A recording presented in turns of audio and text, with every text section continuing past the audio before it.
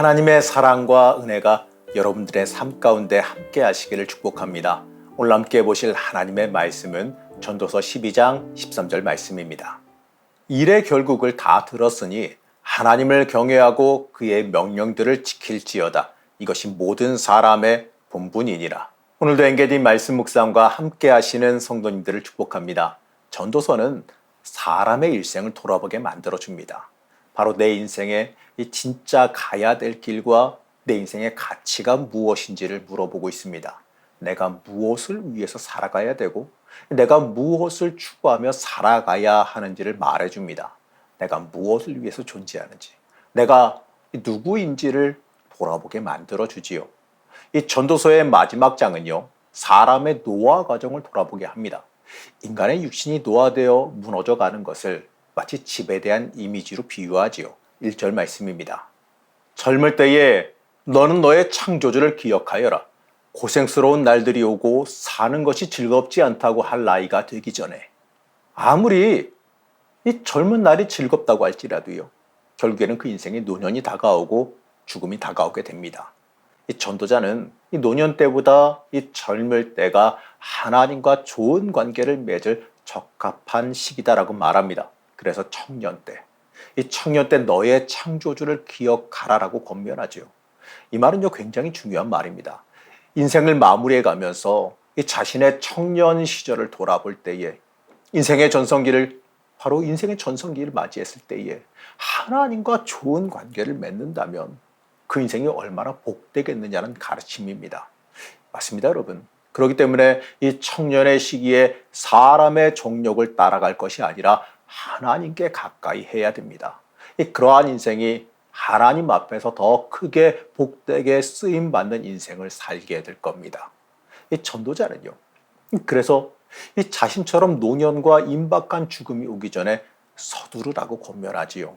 전도자는요, 노년이 오면 모든 것이 약해지고 힘이 없어진다고, 인생의 그 삶의 그 육신의 모든 기관들이 다 약해진다라고 말해요. 그리고 나서요, 이제 노년이 되면 신체 기능이 약해져서 이 공공장소에 가는 것마저도 두려워하게 된다라고 말합니다. 바로 삶의 움직임과 삶의 폭이 좁아진다는 거지요.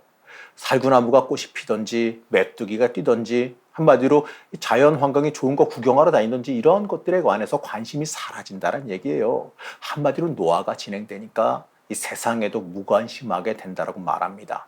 결국 전도자는요, 모든 사람은 노화가 진행되면 모두 죽게 되고 영원한 집으로 들어가게 된다라고 말합니다. 6절 말씀 보시겠습니다.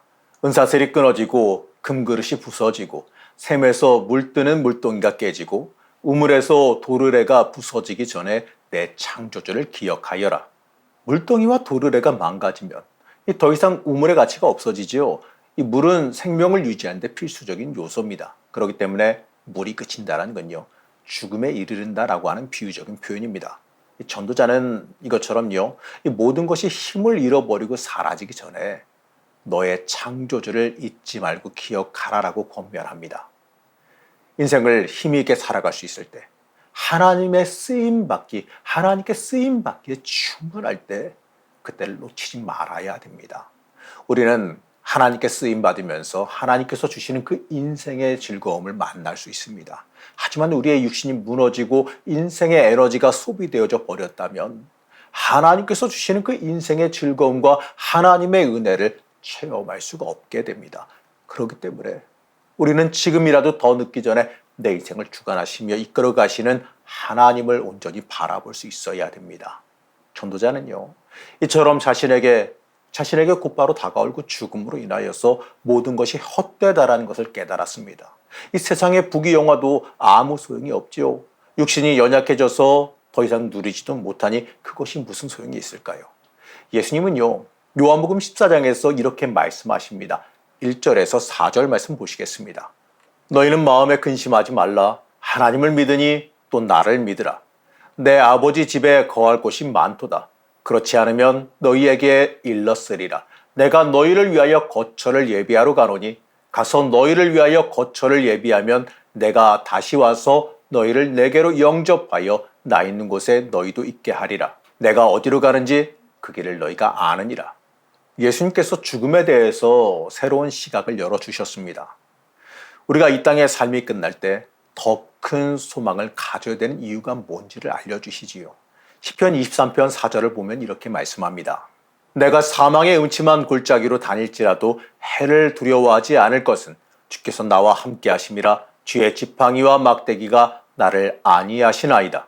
문제를 바라보기보다 이 모든 문제의 주관자가 되시는 주님의 지팡이와 막대기를 바라봐야 됩니다.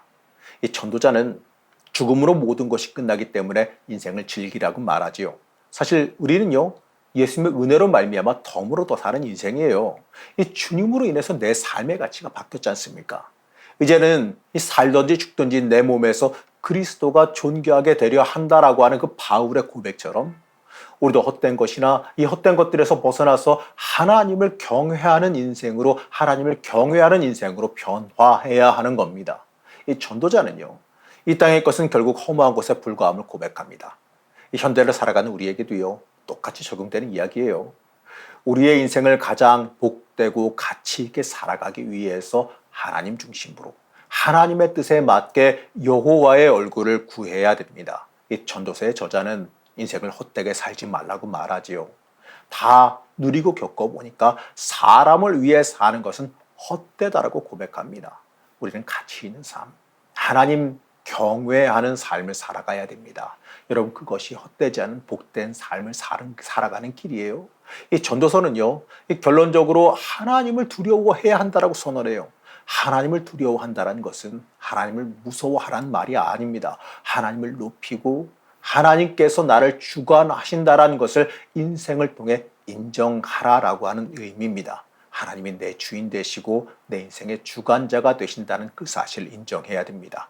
하나님을 경외하고 하나님의 명령 따라 순종하는 것이 사람이 해야 되는 가장 중요한 본분입니다.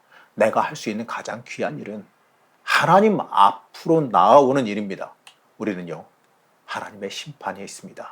우리는 하나님의 심판을 통해 모든 것을 올바르게 하십니다. 그렇기 때문에요, 우리는 하나님의 심판을 생각하며 하나님의 사람으로 살아가야 됩니다. 여러분, 그 삶이 나를 복되게 만들어줍니다.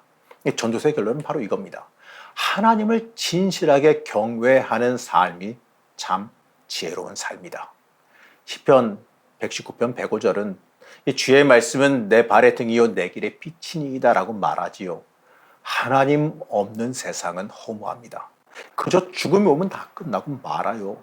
하지만 하나님을 진실하게 경외하는 사람은 이러한 죄악의 굴레에서 벗어나지요. 우리의 삶을 새롭게 하시며 우리의 신분을 하나님께서 변화시켜 주십니다.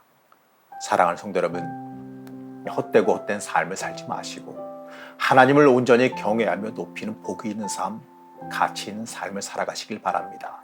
주님만이 내 생명 되심을 잊지 마시기 바랍니다.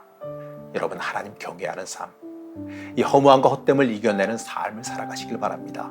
여러분의 남은 날이 하나님 앞에서 찬란하게 쓰임받기를 지각 간절히 축복합니다. 세상 모든 것에 가치가 되시는 하나님 앞에 온전히 나오기를 원합니다. 이 죄악에서 벗어나 하나님을 경외하는 삶으로 변화하기를 원합니다.